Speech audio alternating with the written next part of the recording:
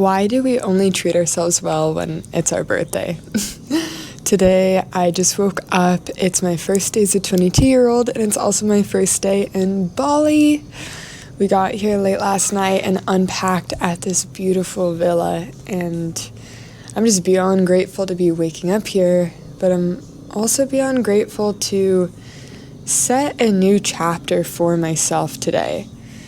Why do most people go out and drink on their birthday and wake up the next day super hungover when we're meant to be starting a new chapter, to be marking a passage in time, a transformation in the self? And this morning, I took a really long shower. Honestly, I haven't been taking that good of care of myself. We've been traveling nonstop for the past month and a half, especially while visiting family, and I never really got unpacked. I barely showered. I wore a lot of the same clothes because we were in the cold climate, and I'm only traveling with like tropical stuff in my bag. And I kind of let myself go. We haven't been in the gym, not eating that well, not on a sleep routine, not doing like good habits. I'm not really doing a lot of journaling and mindfulness. I just really have not been on my game, if I'm going to be honest with you guys. And today I woke up, just turned 22 in Bali, and the first thing I did was I sat outside under the moon at 4 a.m. because I know I need to set my sleep schedule this way because I'm going to be taking calls with our community and people back in America. So I wanted to set it right. Start from a strong foundation. And after that, I took an everything shower. So I dry brushed before, shaved, and then I did gua sha afterwards and lotioned, moisturized. Really took the time, did my makeup, and I'm excited to do it more often. Take better care of myself, because so often I sacrifice my self-care for work so I can spend more time working. But then I just end up in burnout. So this year, 22, I really want to make sure that I'm focusing on myself first, that I'm connecting on a deeper level than ever to my soul and to God. And in a physical way, that looks like self-care, long showers. I'm going to go get some massages today and go eat all my favorite foods and go explore this new country I'm in. But that also means that I'm taking time to check in with me, to journal, do this video journal here, to pray and meditate. I'm going to make sure I do a really nice long meditation today. And to be grateful, to connect with people, to be as present as possible throughout the day, and also start setting myself up for my new habits. Like I said, I've been off my game. So how do you fix that? Pick something you're going to stick to that's going to improve your life and do it. So one big one is the gym. So today I'm going to make sure we're going to go get signed up for this new gym because we're going to be in Bali for a couple months, which actually gives us time to finally ground and go and be committed to this. Honestly, I've been so creatively off my game. I've barely been making content, and I teach content creators how to scale, be authentic, monetize, build a business off of their social media, get brand deals, travel the world. So it feels very wrong to me when I'm not in my content creation. But so often that's what happens, especially when you're a teacher. And rather than feeling guilty and upset about it, I'm just here talking to this GoPro, getting inspired, just letting what wants to come out with no time limit. Part of me wants to reach and stop the camera especially if you can hear this random squeaking in the background. I have no idea what that is, and it's making me really mad. But I'm going to keep recording. Do I know what I'm going to say? Do I have a point of this video? Not at all.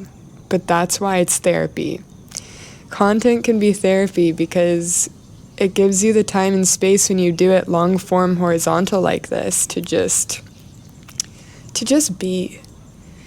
Create without a purpose. Create without it needing to go viral. Create for you. And sure, like, post it and let people see it. And if it performs, great. And if it doesn't, great. What matters is that you created and you showed up. And that's what I'm doing here today. I'm just setting up the camera. I'm not going to turn it off. I'm just going to keep going. And I recommend that to anyone who's feeling creatively blocked. There are a lot of beliefs around content, limiting beliefs that get in our way, especially with Instagram. There can be so much pressure because we have all these eyes on us, our friends, our family, people from high school. It doesn't need to be perfect. And that's why going to just YouTube and horizontal like this can be so healing, because you're just doing it for you. Just video journal. It doesn't have to have all the strategy behind it.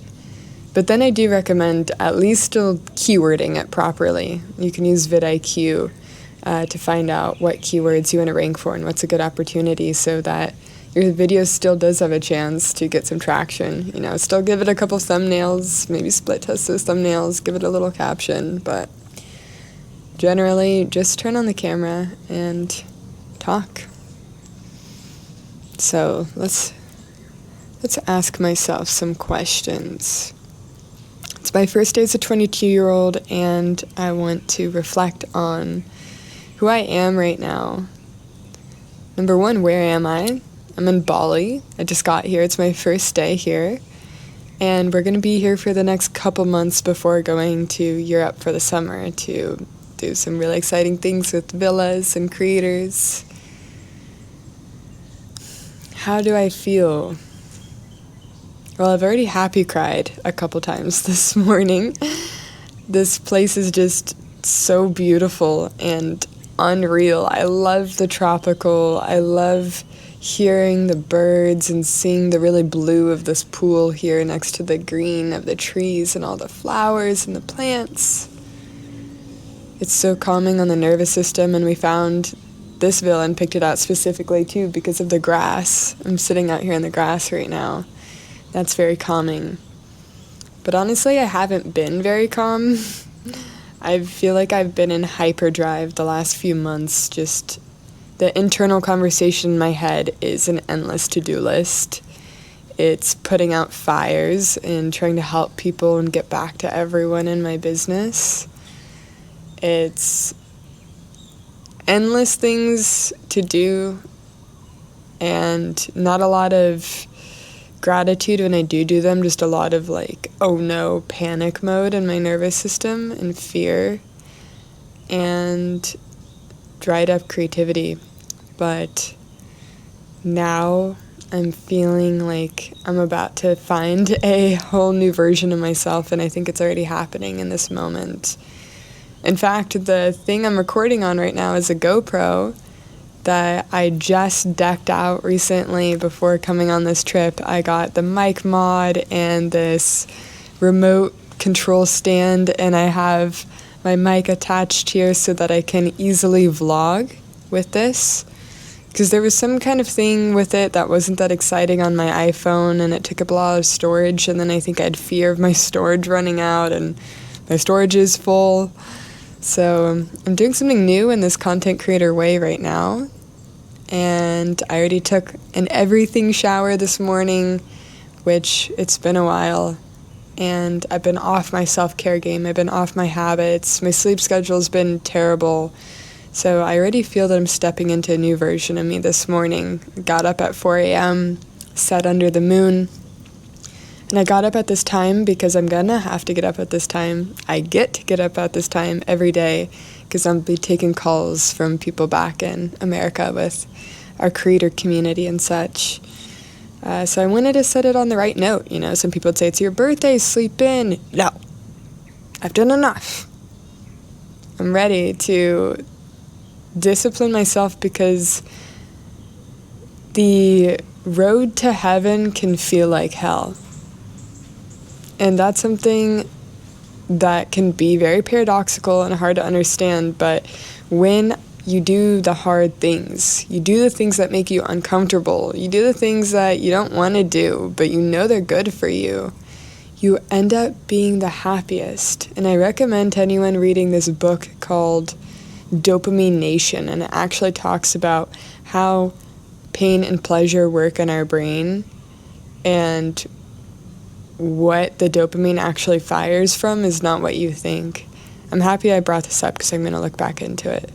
Another great book I recommend for anyone trying to get back on track is called Atomic Habits, because anyone can have a goal. Everyone has goals. So why do some people achieve their dream life and others don't? Well, if you break it down into what are the daily things I need to do in order to reach that goal, how do I live like the kind of person who has that dream life already and show up that way every day?